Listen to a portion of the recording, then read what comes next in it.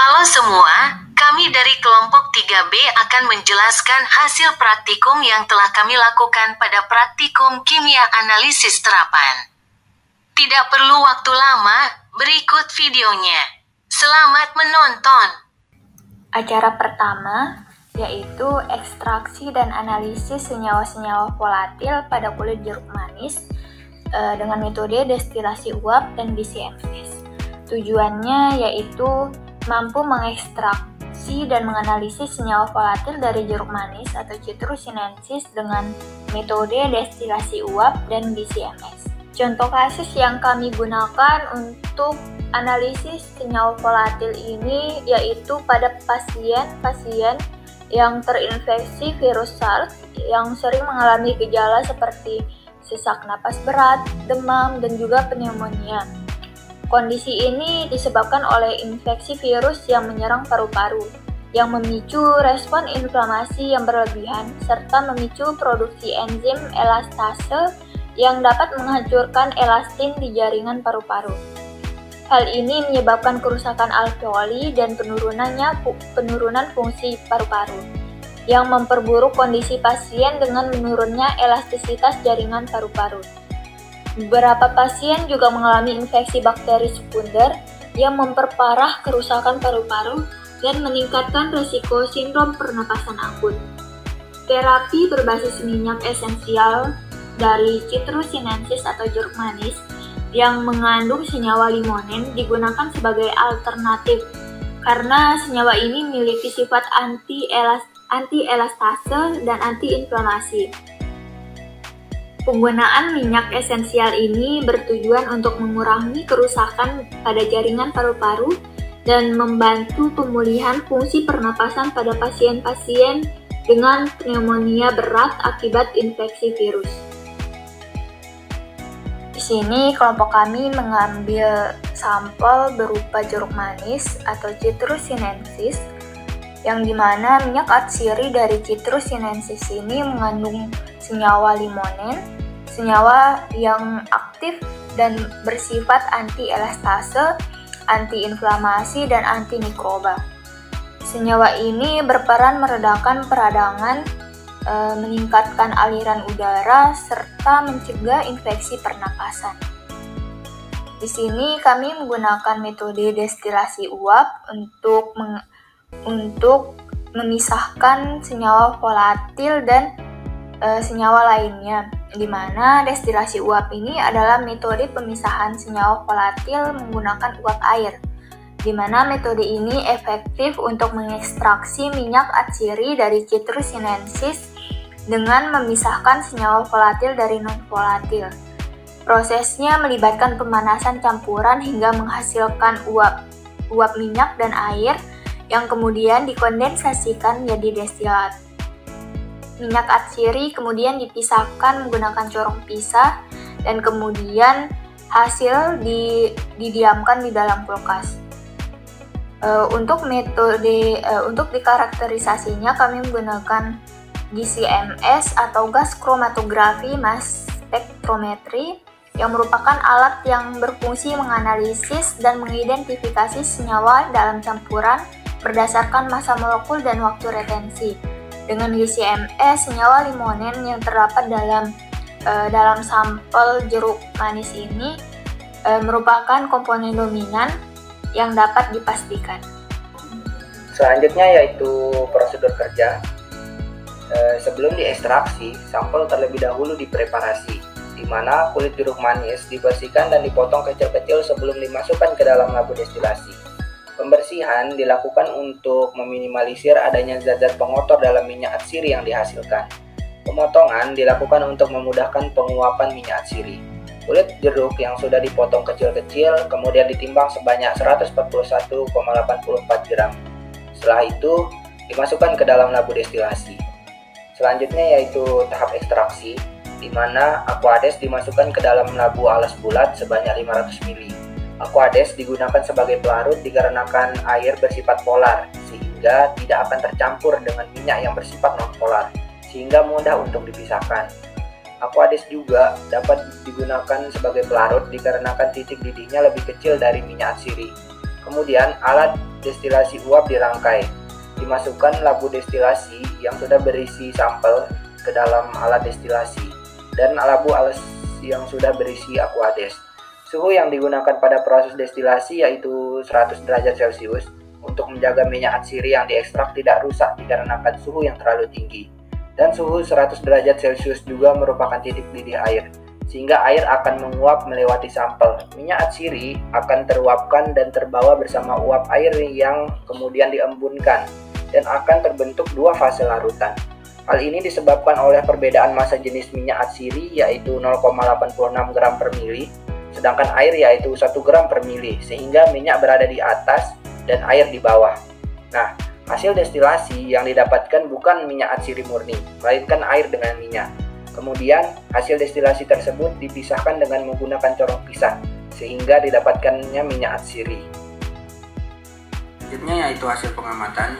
Prinsip dasar dari destilasi uap adalah memisahkan campuran senyawa dengan cara mendestilasi di bawah titik didih masing-masing senyawa. Ini merupakan rangkaian dari alat destilasi uap, diantaranya pemanas yang berfungsi untuk memanaskan pelarut yang terdapat pada labu alas bulat. Kemudian labu alas bulat berfungsi sebagai wadah untuk penyimpanan pelarut yang akan didestilasi. Labu destilasi berfungsi sebagai tempat untuk mencampur campuran zat dengan memfokuskan pada perbedaan titik didihnya. Labu destilasi berisi sampel yang akan didestilasi. Kemudian termometer berfungsi untuk mengukur suhu uap zat cair yang didestilasi selama proses destilasi berlangsung. Pipa penghubung berfungsi untuk menghubungkan antara kondensor dan labu destilasi. Kemudian kondensor atau tempat pengembunan yang berguna untuk mendinginkan uap destilat yang melewati kondensor sehingga menjadi cair. Kemudian statif dan klem untuk penyangga bagian-bagian dari peralatan destilasi sederhana sehingga tidak jatuh atau goyang. Kemudian air pendingin masuk, itu berfungsi untuk mengisi air ke dalam kondensor, sedangkan air pendingin keluar berfungsi mengeluarkan aliran air pendingin yang telah menyerap panas. Kemudian gelas kimia yang berfungsi untuk penampung hasil destilasi. Kesimpulannya yaitu destilasi uap digunakan untuk mengekstraksi dan menganalisis senyawa volatil pada kulit jeruk manis sebagai sampel dan air sebagai pelarut. Prinsip destilasi uap adalah dengan mengalirkan uap air ke dalam sampel yang terdapat komponen yang akan dipisahkan. Aplikasi dari destilasi uap adalah untuk mengekstrak beberapa produk alam seperti minyak atsiri dari jeruk manis. Minyak atsiri yang didapatkan menggunakan metode destilasi uap selama 3 jam yaitu 2,60 gram dengan hasil rendemen sebesar 1,04%. Acara 2. Ekstraksi senyawa-senyawa non-volatil kulit lidah buaya menggunakan metode sokletasi. Tujuannya mempelajari teknik ekstraksi senyawa-senyawa non-volatil menggunakan sokletasi dan mengetahui hasil rendemen reaksi. Diabetes mellitus merupakan penyakit gangguan metabolik menahun yang disebabkan karena pankreas tidak memproduksi cukup insulin atau tubuh tidak dapat menggunakan insulin yang diproduksi secara efektif. Akibatnya, konsentrasi glukosa di dalam darah meningkat atau hiperglikemia.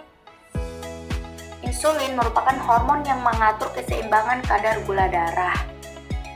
Resistensi insulin berkontribusi terhadap peningkatan pelepasan glukosa di hati dan menurunkan pengambilan glukosa ke dalam jaringan adipose. Kondisi seperti ini dapat menyebabkan hiperglikemia dan kegagalan pembentukan glikogen.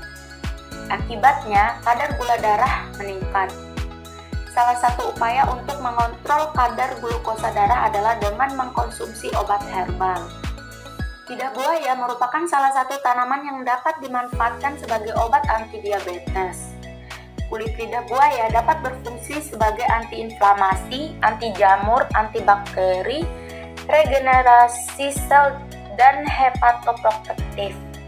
Limbah kulit lidah buaya dapat dimanfaatkan menjadi ekstrak yang berpotensi sebagai zat antimikroba alami karena mengandung sejumlah senyawa metabolit sekunder. Kandungan senyawa aktif dalam kulit lidah buaya dapat dimanfaatkan sebagai alternatif pengobatan untuk menurunkan kadar gula darah dan memperbaiki kerusakan sel beta pankreas.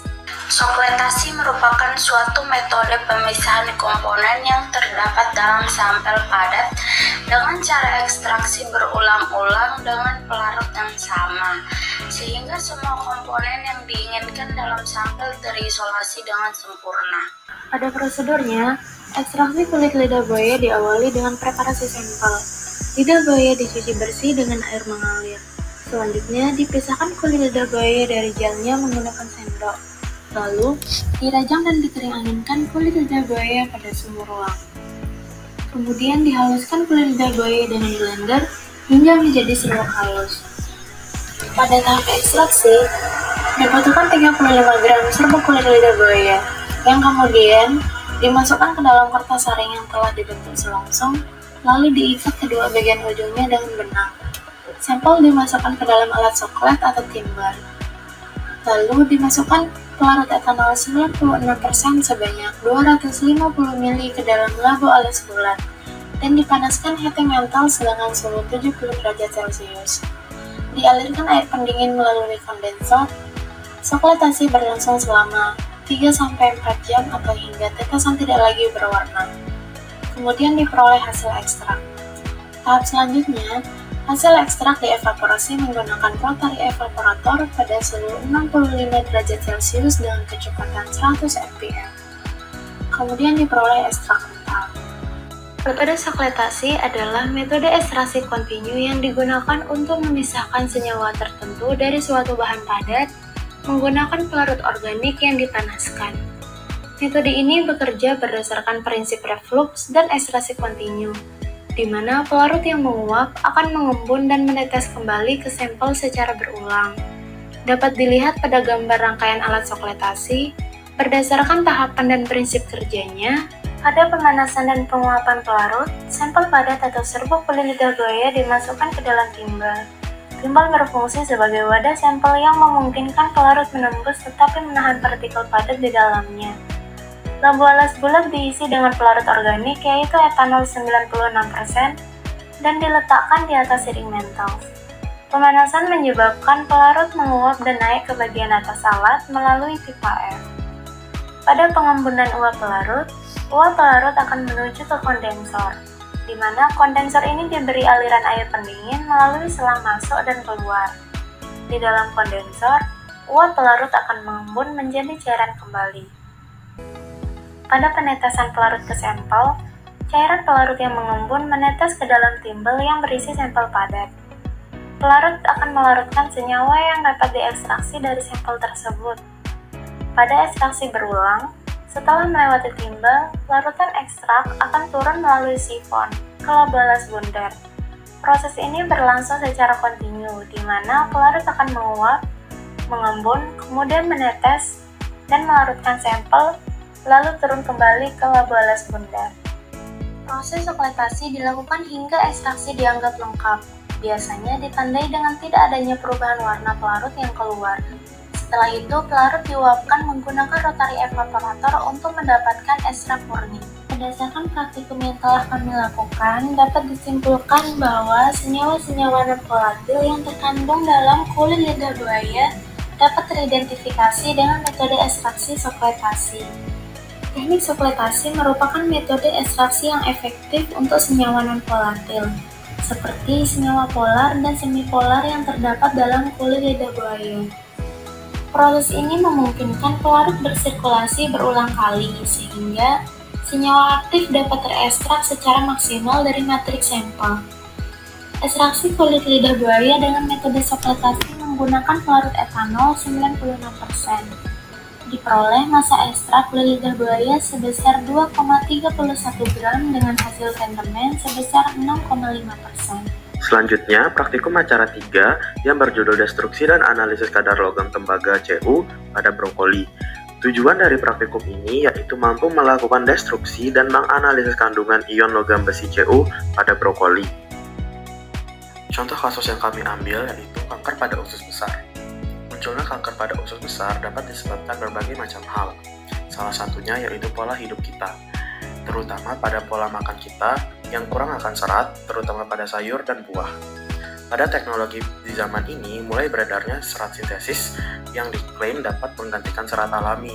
Namun, jika dibandingkan dengan serat yang langsung berasal dari sayur ataupun buah, serat sintesis jelas tidak baik.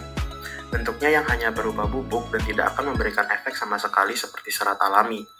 Sayur yang memiliki salah satu zat anti kanker yaitu brokoli, di mana brokoli sendiri mengandung senyawa yang bernama sulforaphane. Penelitian menunjukkan bahwa senyawa sulforaphane dalam brokoli memiliki potensi sebagai anti kanker dan antioksidan. Brokoli sendiri dikenal dengan sebutan kubis hijau. Tanaman brokoli ini berasal dari negara Italia yang biasa dimakan mentah ataupun dimasak terlebih dahulu dan dijadikan sup. Brokoli kaya akan vitamin B, vitamin C, asam folat, dan beta-karotin. Brokoli juga kaya akan fitokimia yang memberikan perlindungan terhadap kanker tertentu dan penyakit jantung. The University of California Wellness Letter menunjukkan brokoli banyak mengandung kalsium yang sangat penting dalam membentuk dan memelihara tulang. Spektroskopi serapan atom atau SSA adalah metode yang umum digunakan untuk analisis unsur-unsur dalam ion bebas ataupun unsur-unsur dalam kompleks suatu senyawa.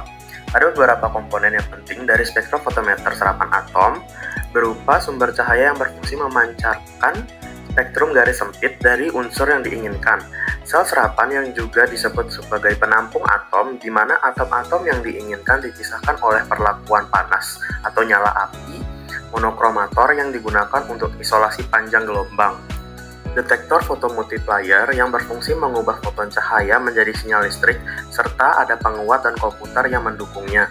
Terdapat lampu katoda berongga yang diisi dengan deuterium atau hidrogen digunakan sebagai kontinum atau sumber cahaya putih yang memiliki spektrum emisi dalam rentang spektrum UV.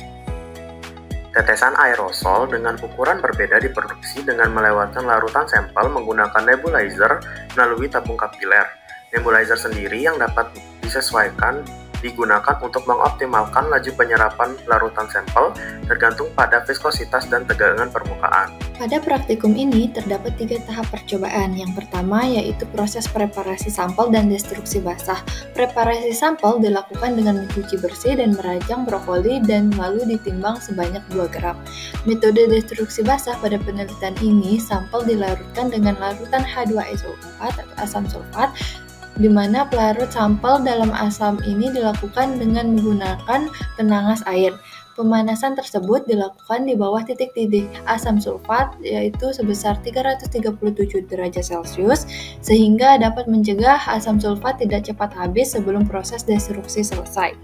Selama proses destruksi berlangsung, terjadi pemutusan ikatan antara logam dengan senyawa organik yang ditandai perubahan warna larutan dari keruh menjadi bening dan munculnya gas di sekitar labu destruksi yang mengindikasikan adanya proses oksidasi sampel yang disebabkan oleh pemanasan. Warna bening yang terbentuk selama proses destruksi menunjukkan bahwa senyawa organik dalam sampel telah larut. Hal ini menandakan bahwa ikatan logam dalam sampel telah terurai dan menghasilkan analit berupa ion Cu. Selanjutnya, tahap kedua yaitu penyimpanan larutan contoh yang dimulai dengan penyaringan larutan hasil destruksi menggunakan kertas saring Whatman nomor 52, di mana untuk memisahkan endapan dari filtratnya. Filtrat kemudian dipindahkan ke labur takar, sedangkan endapan yang tertinggal dicuci dengan Aquades agar semua unsur logam terlarut dan filtrat bersama air cuciannya digabungkan. Penambahan Aquades hingga tanda batas volume dilakukan untuk mendapatkan konsentrasi yang tepat sebelum analisis lebih lanjut, seperti pengukuran absorbansi dengan spektrofotometri serapan atom. Proses terakhir yaitu penentuan konsentrasi sampel dengan spektrofotometri serapan atom. Pada percobaan ini dilakukan dengan pengukuran larutan sampel dan larutan standar dengan beberapa konsentrasi dengan pada panjang gelombang maksimum 324,7 nanometer. Setelah itu, penentuan konsentrasi dilakukan dengan pembuatan kurva kalibrasi hubungan antara absorbansi dan konsentrasi. Berdasarkan percobaan yang kami lakukan, kami mendapatkan kesimpulan bahwa kandungan logam tembaga Cu pada brokoli dapat ditentukan dengan metode destruksi basah dan dianalisis dengan menggunakan AS, sehingga konsentrasi sampel dapat diketahui dengan membuat kurva kalibrasi hubungan antara absorbansi dan konsentrasi. di mana berdasarkan analisis data perhitungan dari kurva kalibrasi, kami mendapatkan nilai R kuadrat sebesar 0,9938 karena angka ini mendekati 1 yang artinya linear, di mana sesuai dengan teori Lambert-Beer, yaitu absorbansi berbanding lurus dengan konsentrasi. Maka kami mendapatkan hasil akhir konsentrasi logam Cu2+ pada larutan sampel brokoli yaitu minus 0,5195 mg per liter. Sekian penjelasan kami dari hasil praktikum yang telah kami lakukan. Semoga bermanfaat untuk teman-teman semua. Terima kasih.